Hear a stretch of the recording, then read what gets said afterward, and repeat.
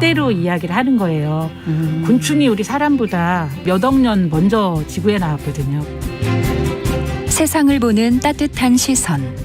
정용실의 뉴스 브런치.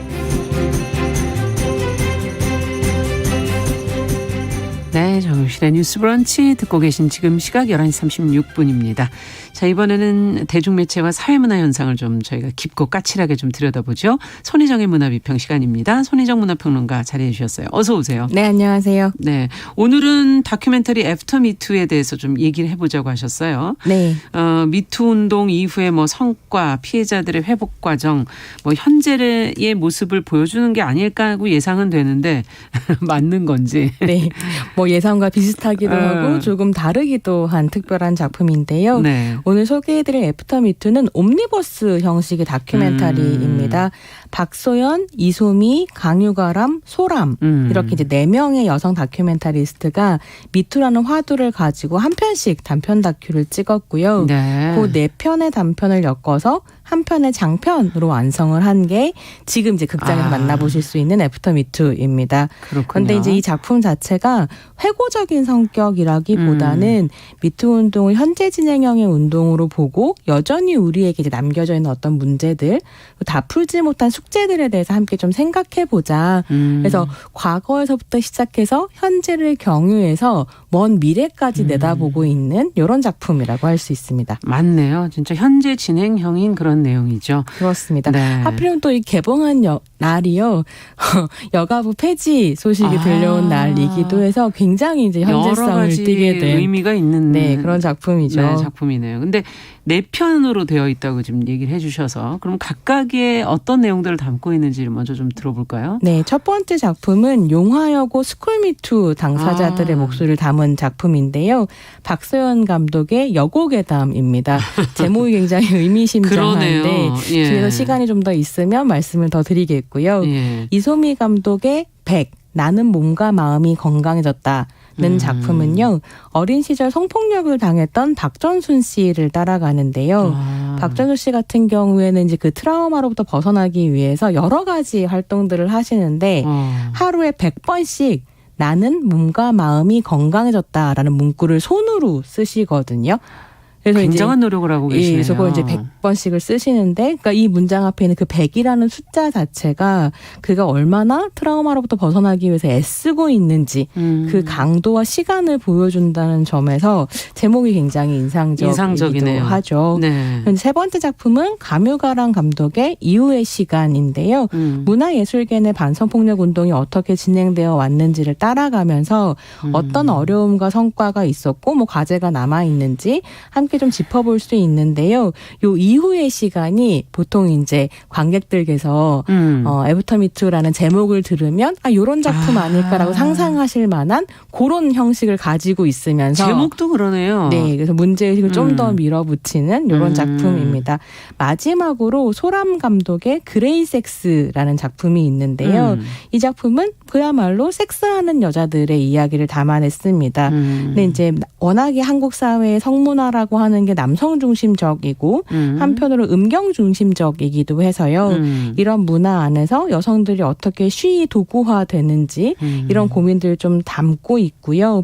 그런 가부장제 사회에서 이성애자 여성들이 남성들과 맺는 관계 속에서 경험하는 어떤 난감함 같은 것들을 함께 생각해 볼 수 있는 작품입니다. 네, 앞서도 저희가 지금 김근식 사건을 지금 김근식에 관한 이야기를 했는데 아동 성폭력 피해자의 그 사례를 얘기하는 트라우마로부터 벗어나려는 노력 그런 것들이 한번 정말 이게 좀 지켜봐야 되겠다. 이 영화 다큐멘터리를 봐야겠다는 생각을 더 드는데요. 네. 하나씩 좀 들어가 보죠. 각각의 제목을 가진 여러 편의 다큐를 이제 묶었는데 첫 번째 사건도 사실 많은 관객들한테는 가 닿을 얘기거든요. 이거 보도가 굉장히 많이 됐었고 저희도 프로그램에서 상당히 여러 번 다뤘던 내용이고 두 번째도 사실 그렇고 박정순 씨.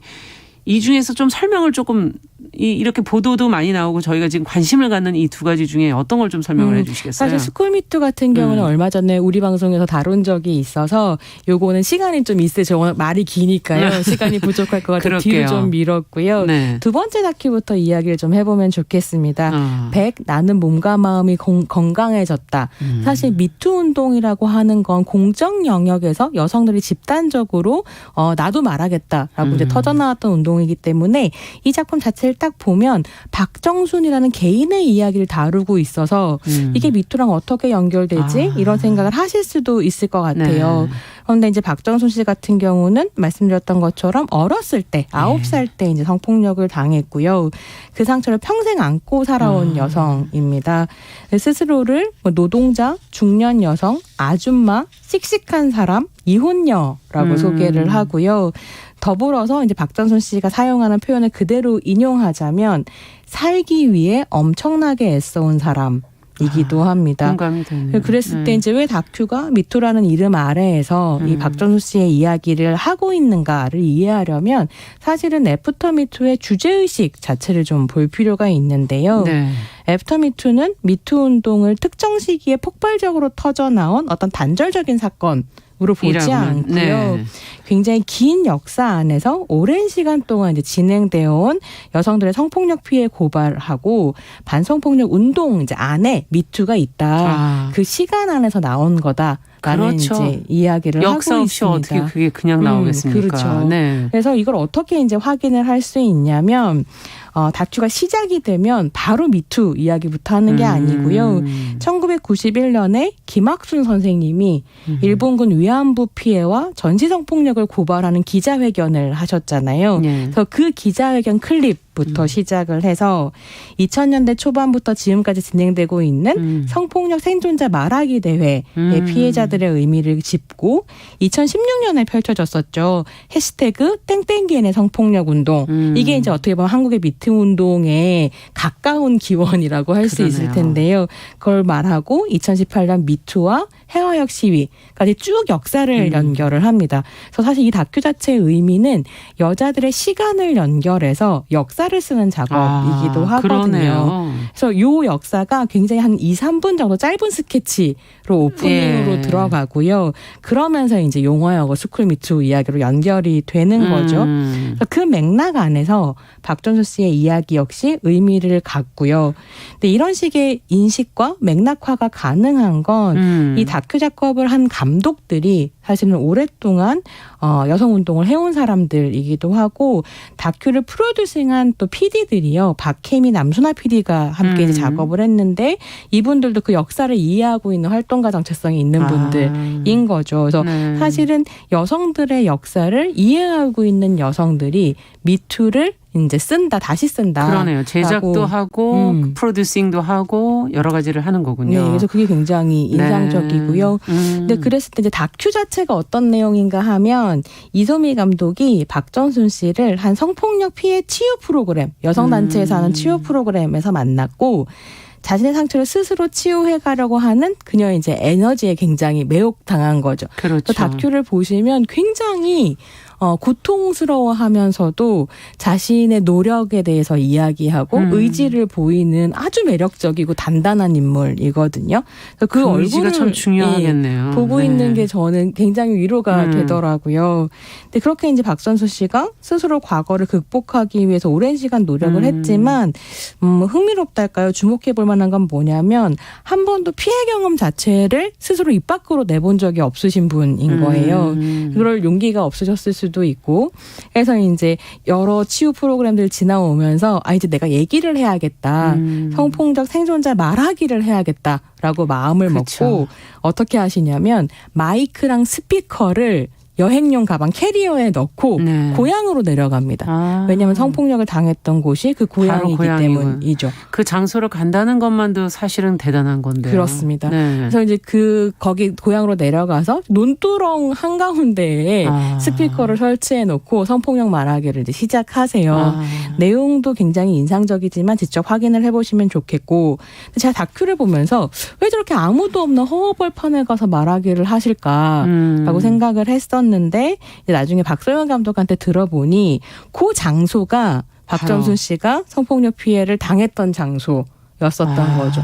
근데 거기가 뭐였냐면 사실은 초등학교가 있던 자리였다고 합니다. 원래가요. 근데 이제 초등학교 지금 없어지고 논밭이 된 상황이고요. 그러니까 사실 박정순 씨의 이야기를 보면 사실은 스쿨미투하고 이미 연결되어 있습니다. 학교에서 성폭력 피해를 당하셨기 때문에 사실 이제 그런 식의 연결들이 있는 거죠. 네. 야, 정말 놀랍네요. 그 사실만으로도. 네. 진짜 이런 고통을 겪은 사람들이 과연 박정순 씨만일까 하는 생각도 들면서 그래도 그 본인이 그걸 벗어나겠다는 트라우마를 치유해보겠다는 그 의지가 정말 대단하다 그런 생각도 네. 들고 이 마음과 몸이 더 건강해지려면 혼자 이렇게 정말 안간힘을 쓰고 계시는데 이것만으로 될까? 과연 옆에서 괜찮다, 할 수 있다 이런 걸 해주는 그런 지지와 노력이 필요한 게 아닐까요? 그렇죠. 그래서 사실은 피해자의 목소리를 듣는 기가 있다는 게 너무 중요하고요. 그걸 한국의 여성단체들이 꾸준하게 해왔고 여성단체들뿐만이 아니라 여성들이 서로가 서로의 용기가 되어주면서 그 작업들을 사실 해온 거죠. 그렇죠. 그래서 말씀하신 것처럼 개인의 문제로만 이걸 해결할 수 없는 어떤 구조적인 폭력이 있습니다. 그래서 지금 한국 사회의 문제와 또 연결해서 말씀을 드려보자면 네. 지금 되게 문제적이잖아요. 한국 사회 구조적인 성차별은 없다. 혹은 구조적인 성폭력은 없다라는 철학을 가진 정부가 여성가족부를 폐지하겠다라고 네. 이야기를 했는데요. 사실 이건 어떻게 보면 여성에 대한 폭력을 전체적으로 그냥 방치하겠다라는 말이나 다름없다라고 생각할 수 있을 것 같습니다. 왜냐하면 여성가족부 자체는 사실은 이제 잘해왔다라고 평가하기는 어렵지만 그렇죠. 냉정하게. 해야만 하는 것은 무엇이냐면 성평등을 지향하면서 이제 구체적으로 성폭력을 예방하고 맞아요. 거기에 이제 가족부가 붙어 있으니까 양육과 돌봄을 지원하고 청소년 문제와 가족 문제를 다루는 부처인데요.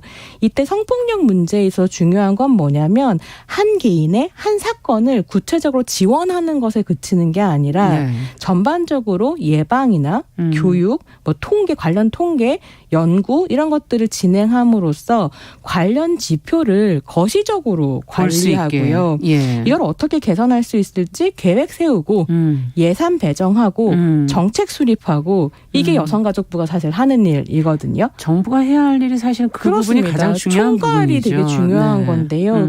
그러다 보니까 이제 한국 성폭력 상담소의 김혜정 소장 같은 경우는 뭐라고 얘기하냐면 한 언론 인터뷰에서 이런 얘기를 하는데요. 이 문제를 그냥 보건복지부 산하로 보내서 다른 약자들 문제를 함께 잘 다룰 수 있을 거다라고 이야기하는 건 성폭력 피해의 특수성을 간과하고 구조적인 문제를 개인의 문제로 치환해서 방치하겠다는 의미와 다르지 않다라고 지적하는데요. 네. 이걸 너무 이제 우리가 고민을 해봐야 되는 거죠. 그러네요. 하나의 독립부처로 있을 때도 제대로 못했던 일을 그래서 비난을 아까 했던 건데. 근데 네. 산하로 보내면 할 수 있겠는가? 네, 질문해 볼 수밖에 없습니다. 네.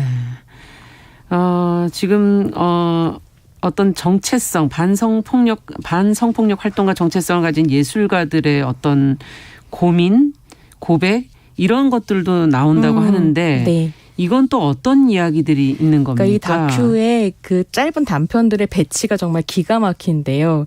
영화하고 스쿨미트로 시작해서 개인의 문제처럼 보이지만 구조적인 박정순 씨의 이야기를 짚은 갔어요. 후에 예. 이제 정책적으로 혹은 활동이 어떻게 할 것인가를 이야기를 가져가는데요. 세 번째 다큐인 그러니까 이제 이후의 시간 같은 경우는 이윤택이나 고은 사건 굉장히 크게 터졌었잖아요. 그렇죠. 이처럼 문화예술계 내에서 일종의 관행으로 여겨졌던 성폭력을 고발하고 이걸 이제 해결해 가려고 했었던 여성 예술가이자 활동가들의 이야기를 따라갑니다. 그래서 자기의 얼굴을 내놓고 나는 페미니스트고 방성폭력 운동을 한다라고 얘기하는 아티스트들을 만날 수 있는데요. 이 이야기에서 가장 와닿았던 것 중에 하나는 한 집단 내에서 성폭력에 대응하고 반성폭력을 펼치는 것이 때로는 의지와 책임감을 가진 개인의 문제로 계속 치환된다는 거죠. 또. 그래서 근데 특히나 또 그런 사람들은 다 여성들이어서 예. 어떤 단체 안에서 문제가 벌어지면 그걸 여성들한테 맡기고 니들이 해결해라. 라는 식으로 해버린다는 거예요. 축소하게 되는 거군요. 근데 문제의식을 가진 여성들은 기꺼이 나서서 그걸 할 수밖에 예. 없고.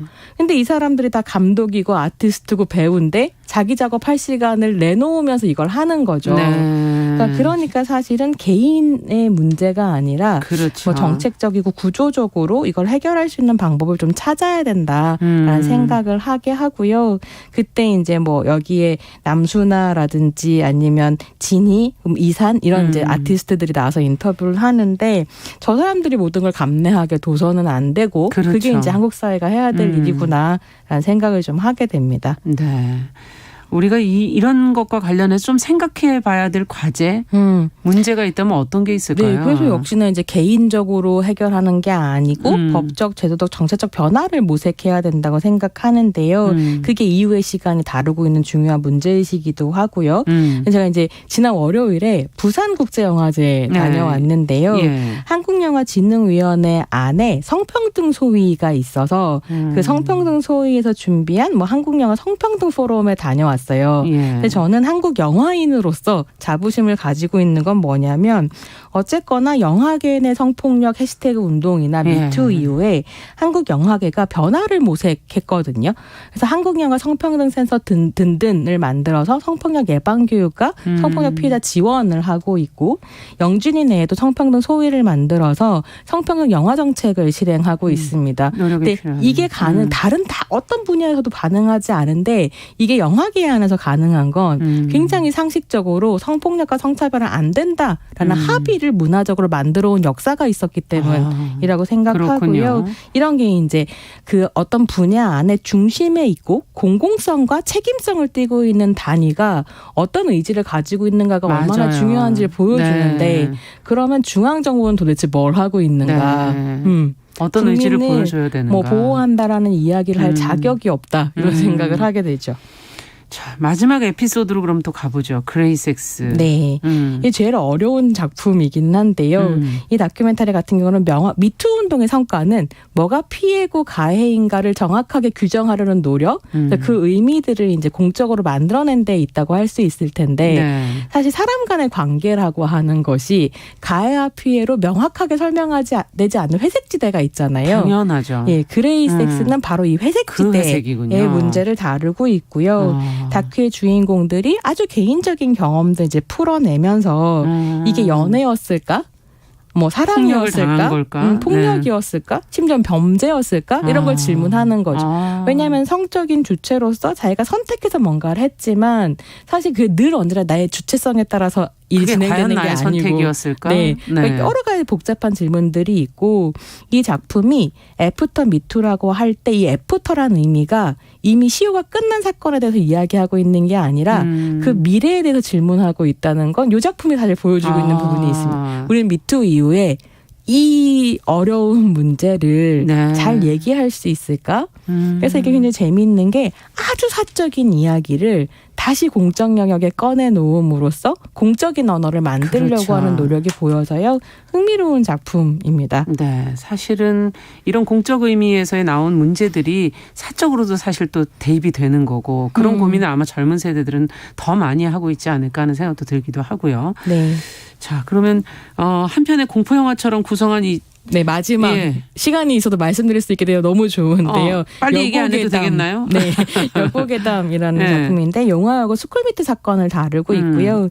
이 작품에서는 두 가지 인터뷰가 되게 인상적이었는데 하나는 뭐냐면 한 학생이 그런 얘기를 해요.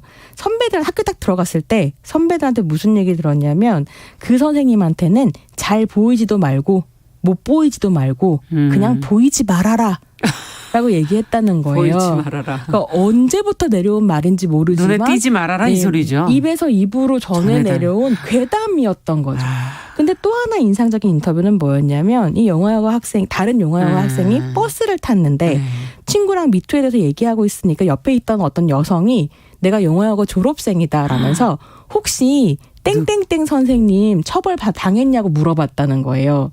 무슨 말이냐면 괴담처럼 전해 내려왔지만 굉장히 역사가 깊네요. 성폭력 피해라고 하는 건 구체적인 이름을 가진 가해자의 얼굴로 계속 이루어져 왔고 졸업생들도 알고 있었다는 거죠. 누가 처벌받을 만한 일을 했는지. 그렇게 오랫동안 지속되어 온 문제인데. 실제로 용화여고가 2000년대 초에 미투가 있었는데요. 그걸 학교에서 묻어버리고요.